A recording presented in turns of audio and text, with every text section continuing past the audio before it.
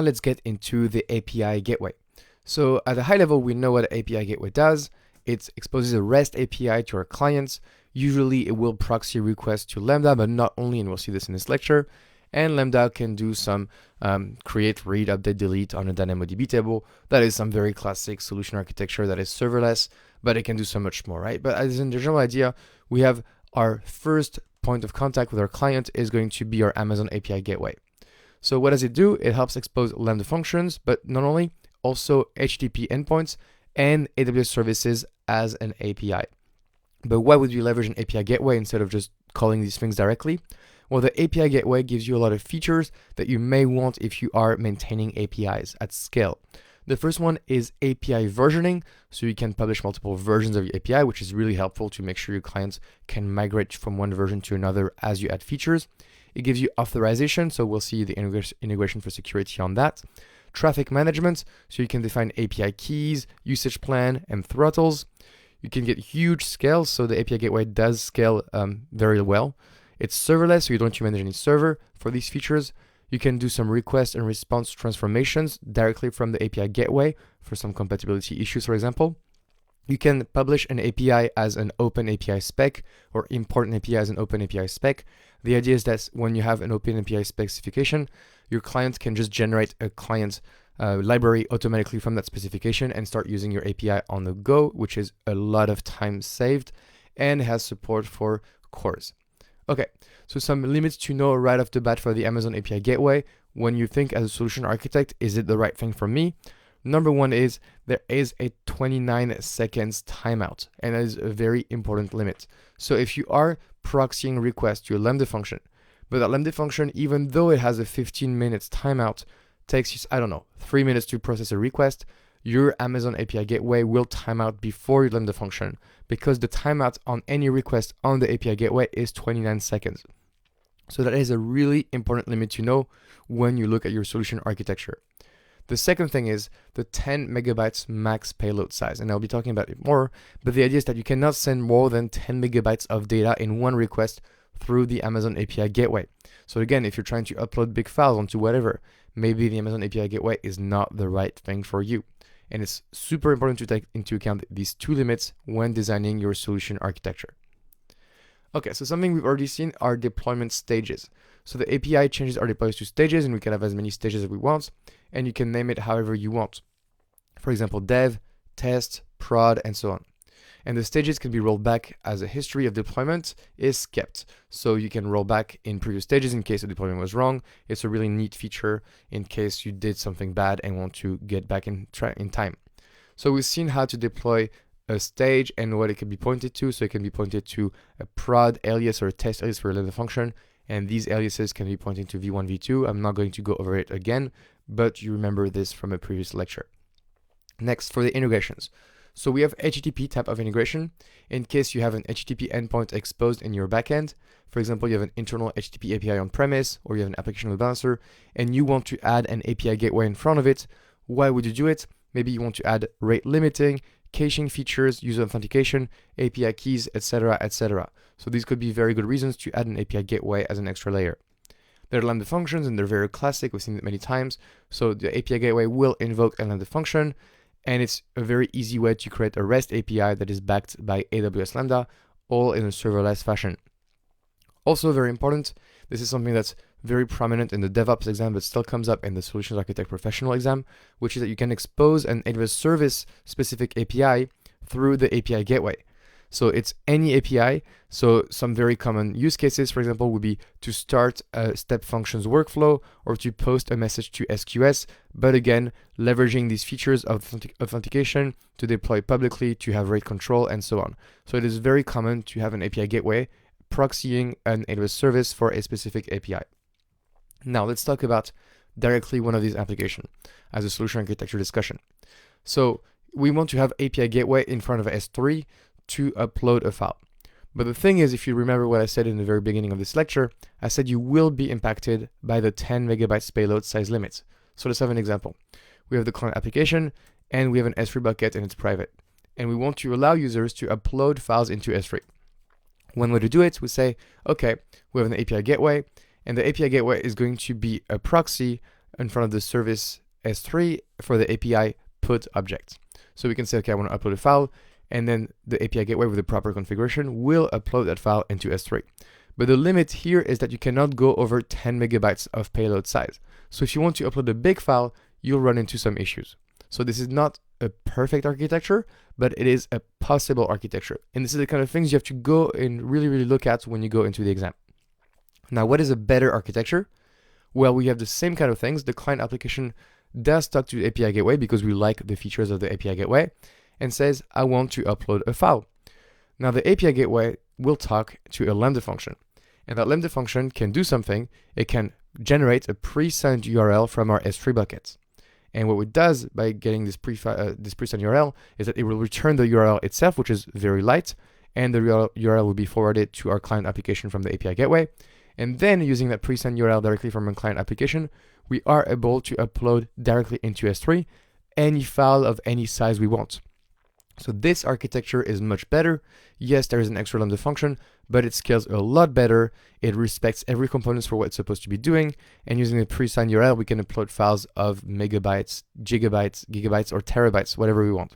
So this is a much better solution architecture. Again, these two architectures work. It depends on what kind of limits you want to have.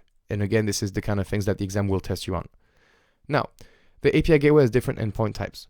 The first one is edge optimized, which is the default, which means that your requests are routed through the CloudFront edge locations. So that improves latencies, and that's really helpful when you have global clients. But your API gateway itself still lives in only one region. Then you can deploy also as a regional API gateway. So that means that all the clients are within the same region, otherwise it doesn't make sense. And you could manually combine this with CloudFront if you wanted to have more control over the caching strategies, distribution, that kind of things.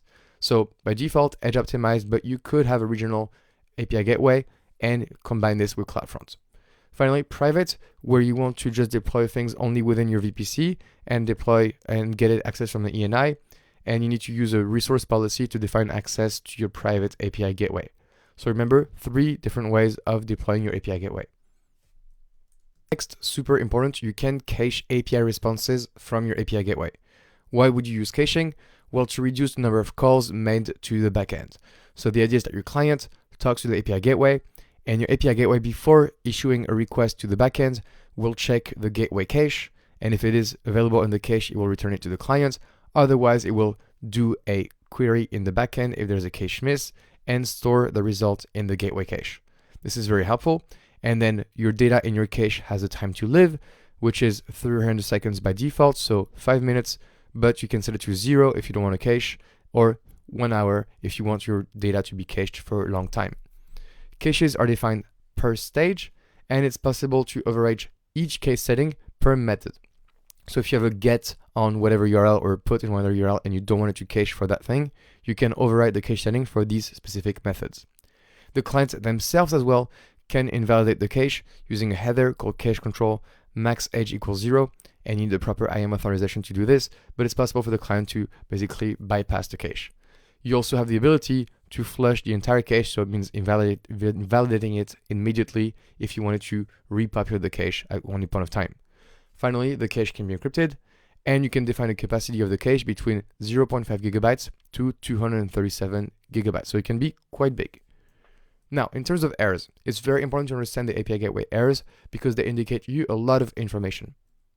In case you get a 4XX, that means it's a client errors. So examples, 400 is bad request, 403 is access denied, or maybe your web application firewall has filtered the request, 429 is quota exceeded or a throttle directly coming from the API gateway. And when you get a 5XX, that means it's a server-side error. So some notable one, 502 means a bad gateway exception. That means usually when the Lambda function returns a bad output, or occasionally when you have out-of-order invocations due to heavy loads.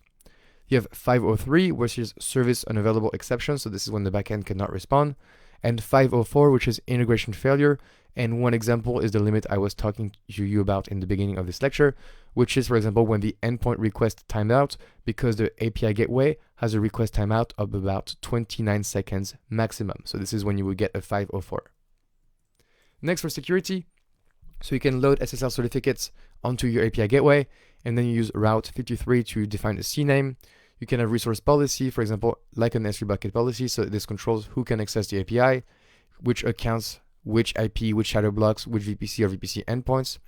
And then IAM execution role for API gateway at the API level. For example, if your API gateway needs to invoke a Lambda function, then you need to define the IAM roles for that.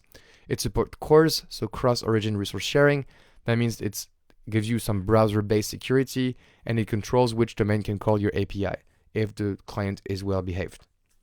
Okay, authentication, there's 3 ways. You have IAM-based access. This is good when you want to provide access within your own infrastructure, and it uses the IAM credentials passed in the header through something called SIG v4.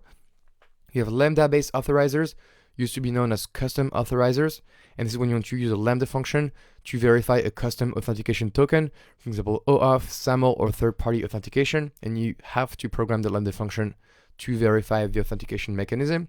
Or you can use the deep integration with Cognito user pool, in which case the client has to authenticate with Cognito, and the client will pass in the authentication code token to API gateway, and the API gateway knows out of the box how to verify that token. So what does it look like?